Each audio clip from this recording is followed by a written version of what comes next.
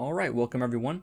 In this video I'm going to be talking about something that is really important and that tends to get overlooked in a lot of coloring tutorials and whatnot, and it's how to avoid colors that are too dark. I actually got a YouTube comment on one of the videos.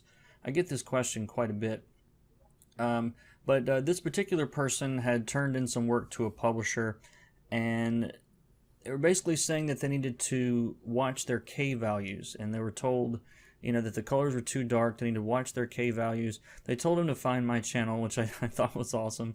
But I wanted to make a video to explain this in particular, and I do go into more detail on this in my coloring course as well. There's a link below the video if you want to check that out. But so here's the problem. Computer monitors can display millions and millions of colors. And some of them include colors, many of them, that you can't actually print on a page. And the other problem is, computer monitors are backlit, so they glow, and paper doesn't. So colors that look good on the screen don't necessarily look good on paper. And so I've got a kind of a rule of thumb for this, and I've got a Magic Picker here. It's a Photoshop extension that I like a lot. But when you're picking colors, your base colors, your darkest colors, I really tend to avoid almost the entire bottom half of this window. Okay, when they're talking about, they asked this person to check their K values. This is what they're talking about right here. This number K, it's a percentage of how much black is in that color when you print it. It's CMYK, that's cyan, magenta, yellow, and the K is black. When you get below, or above, I guess I should say, you'll see that the further down you go in the color picker, the higher that number is. So that's 88%. If I go up to here, that's 44%, there's 26%, 9%, and then there's nothing above about this line right here. So really, you want to avoid the entire bottom third of this when you're picking your darkest colors. Or if you color pick a color on your page, it really should never fall much below that. Now, this is my method for doing this.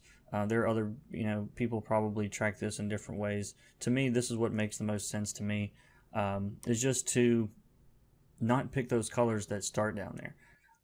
Now, I know the first thing someone's going to think is, well, how do you get dark colors then? If I can't pick these dark colors down there, how do I, well, what if it's, nighttime and there's a shadowy vigilante billionaire that I'm coloring and I need it to be dark?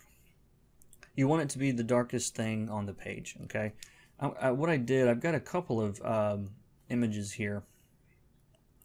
Let's see. This is from Hack Slash and Hack Slash Nailbiter crossover. We'll start with this one. So this is a scene at night, and the only light really is coming from some car lights that are illuminating the scene. So if I show you panel 1 here, and I ask you, you look at the shadows on her face, she obviously has shadows on her face. It looks dark. Or, her jeans here, these, it looks dark because of how light the highlights are. If I color pick these colors, look at where they show up in the color picker, okay? Right about here. So, and that's like 30%. So all of this here is unnecessary. This is the darkest thing in that panel, so your brain tells you it's dark, okay? Or if I color pick this color on her face here, it's almost entirely gray, but very little K in that color, okay?